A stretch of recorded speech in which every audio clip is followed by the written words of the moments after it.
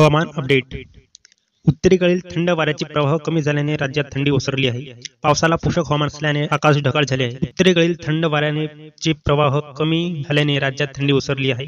पावसाला पोषक हवामान झाल्याने आकाश ढगाळ झाले आहे. सोमवारी 23 तारखेला धुळे येथील कृषी महाविद्यालयात राज्याचे नीचांकी 9 अंश तापमान नोंदवले गेले, तर आज 24 तारखेला राज्यात ढगाळ हवामानासह विदर्भात तुरळक ठिकाणी हलक्या पावसाची शक्यता हवामान विभागाने दर्शवलेली आहे. पूर्व मध्य बंगालच्या उपसागरात ठळक कमी दाब क्षेत्र सक्रिय आहे. आज 24 तारखेला ही प्रणाली उत्तर तामिळनाडू, दक्षिण आंध्र प्रदेशच्या किनाऱ्याकडे येण्याची शक्यता आहे.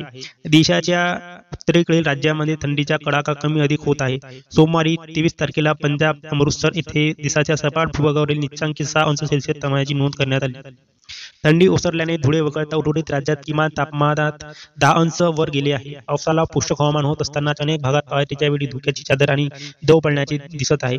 कमी आणि कमाल तापमानात चढ उतार होत असून सोमवारी 23 तारखेला सकाळपर्यंत 24 तासात राज्यातील ब्रह्मपूर येथे 32 अंश सेल्सिअस तापमानाची नोंद झाली. त्यात अनेक भागात ढगाळ हवामान असून येत्या आजपासून म्हणजे 24 तारखेला पावसाला पोषक हवामान आहे. विदर्भात हलक्या पावसाची शक्यता वर्तवण्यात आली असून राज्यात उकाळीला वाढ होत आहे, असा हवामान विभागाचा अंदाज आहे. तसेच 27, 28, 29 डिसेंबरला राज्यात मराठवाडा, विदर्भ, पश्चिम महाराष्ट्र, उत्तर महाराष्ट्र मध्ये अवकाळी पावसाची कमी अधिक शक्यता आहे.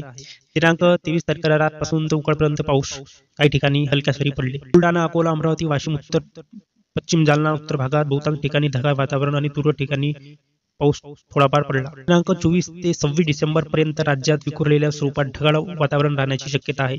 अशाच नवनवीन माहितीसाठी आरोग्य वेबसाईट या YouTube चॅनलला लाईक, शेअर आणि सबस्क्राईब करा.